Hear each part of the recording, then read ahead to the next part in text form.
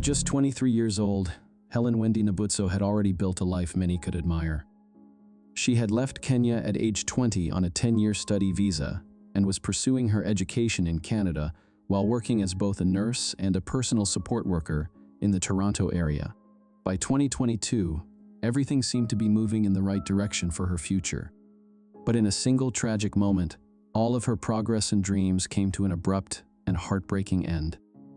In August of 2022, Helen accepted work as a personal support worker in the small town of Chatsworth, Ontario. To make the commute easier, she rented a room at the town's only motel. The motel itself was ordinary, but what caught Helen's attention was the outdoor swimming pool. On August 8th, she finally carved out some free time and decided to take a swim, even starting a Facebook live stream to share her relaxing moment with friends and family. For the first few minutes, the live stream captured nothing but serenity. Helen had the pool entirely to herself, laughing and enjoying the peaceful water. But less than 10 minutes later, the mood shifted in an instant. As she swam into the deep end, something went wrong. She began struggling, gasping for air, and desperately calling for help, but there was no one around to hear her. For nearly a full minute, she fought to stay afloat before finally slipping beneath the surface, just beyond the view of her phone's camera. The live stream kept running, but Helen never resurfaced. Her final words, "Let me enjoy some water," took on an unbearably tragic meaning as viewers watched helplessly, unsure if what they were seeing was real. For almost 3 hours, the stream continued, until 2 motel guests arrived at the pool and stumbled upon her body. At first, they couldn't believe what they were seeing, mistaking her lifeless form for a mannequin or even an animal. Why is there just a dead person in the line? I know that scared the when I got it. I think it's a poodle or something. That looks so realistic. I know. I got in and I was like, is it somebody? Walk over there. Just walk over there. Dead? Like, what if it's actually somebody dead? Because I'm not even trolling, that looks way too real. But when they realized the truth, they immediately alerted the motel staff. Sadly, by then, Helen had been gone for hours. Authorities quickly confirmed it was a tragic accident. The live stream itself provided the clearest proof of what had happened. Still, that evidence did little to ease the devastation of her loved ones. Her father, after watching the recording, said through tears, "I cried. It's terrible." What made the loss even heavier was the fact that Helen had been the sole provider for her family back in Kenya. Her sudden death left them not only heartbroken but financially helpless, unable to afford the cost of bringing her body home. But when the story gained attention, the online community stepped in. Through donations, over $66,000 was raised to cover her funeral expenses and support her grieving family. It was a small light in the middle of an unthinkable tragedy, the loss of a young woman who had come so far, only to have her future stolen away in a matter of seconds.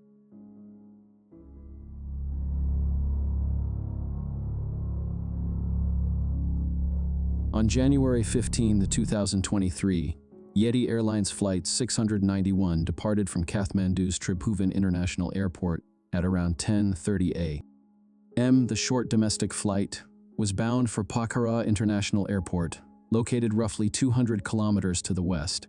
For most of the journey, everything went exactly as planned. The plane took off smoothly, climbed steadily, cruised, and even began its descent without issue. As the aircraft approached Pokhara, one of the passengers began live streaming from inside the cabin. That passenger was 25-year-old Sonu Jaiswal, an adventurous Indian tourist traveling with 3 close friends. They had already spent days exploring the beauty of Kathmandu and were on their way to Pokhara to experience paragliding.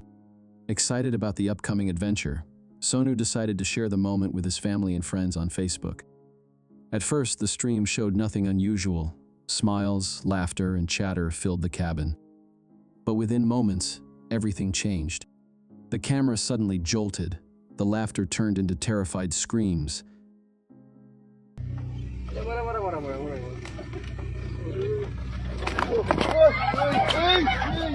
And then came the deafening sound of an explosion. The phone miraculously continued recording, but the screen was consumed by flames. The screaming stopped. Tragically, Flight 691 had crashed along a riverbank just a few hundred meters from the airport. The impact ignited the remaining fuel, and by the time rescue workers arrived, there was nothing left to save. All 72 people on board, 68 passengers and 4 crew members, lost their lives. Sonu, still streaming, had unknowingly recorded his own final moments. The only small relief was that the aircraft narrowly missed a nearby residential area. Had it struck the populated zone, the number of casualties would have been far greater. Investigators quickly launched a months-long inquiry into what had gone wrong. They determined the cause was primarily human error.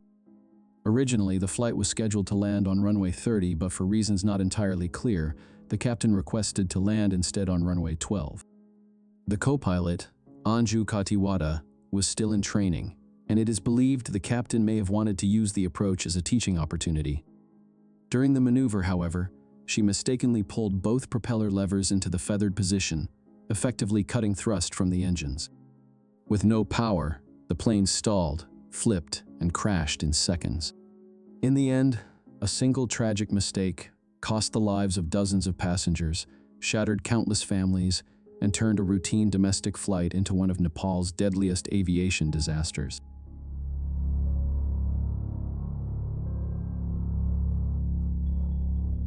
On June 16, 2013, 29-year-old Yeni Tog was on his lunch break in Lipetsk, Russia, when he noticed a demolition taking place near his workplace.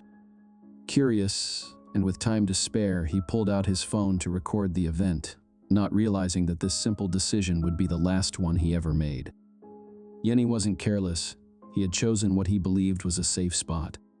He stood at least twice the distance away compared to the 2 workers closest to the site and positioned himself off to the side, assuming the debris would fall toward the excavator handling the job. But things didn't unfold the way anyone expected. As the excavator pulled a wall past its tipping point, the structure failed to collapse cleanly. Instead, it twisted mid-air, launching massive chunks of brick and debris outward in the wrong direction. The 2 men near the wall narrowly avoided injury, but Yeni wasn't as fortunate. Several heavy pieces struck him, knocking him to the ground with devastating force. Bystanders rushed to his aid as paramedics were called, but his injuries were catastrophic: multiple fractures, severe internal damage, and critical brain trauma. He was transported to the hospital, but doctors couldn't save him. Yeni died shortly after arriving, leaving behind his wife and 3-year-old daughter, all because he wanted to capture a demolition from what seemed like a safe distance. The construction company responsible was later charged with criminal negligence for failing to secure the demolition site with a proper safety perimeter. Ironically, the very footage Yeni recorded in his final moments became key evidence in the case. But no legal ruling could undo the tragedy or bring back the young father whose life ended in such a senseless way.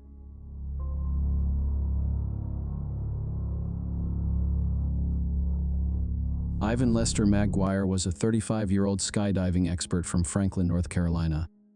Known for his skill behind the camera, he worked at the Franklin County Sports Parachute Center, where his job was to film and photograph clients as they made their jumps. For years, skydiving and filming were part of his daily routine, and April 1988 began just like countless other days at work. But before the evening arrived, a tragic mistake would end his life. That Saturday was unusually busy. By late afternoon, Ivan had already completed 2 jumps, but he was called in for a 3rd run before the sun set.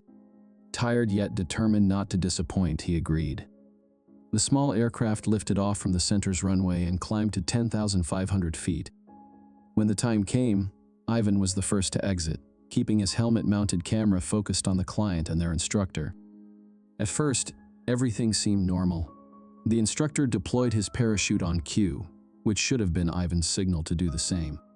But when Ivan reached for his ripcord, it wasn't there. Confused, he searched frantically until he realized the horrifying truth.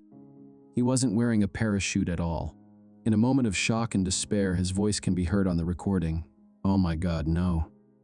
The footage then shook violently as Ivan plummeted at nearly 150 miles per hour toward the ground. He crashed in a wooded area near the runway, dying instantly on impact. When rescuers arrived, his body and camera gear were shattered, though investigators managed to piece together enough of the damaged VHS tape to understand what had happened. investigators ruled out foul play or intentional suicide.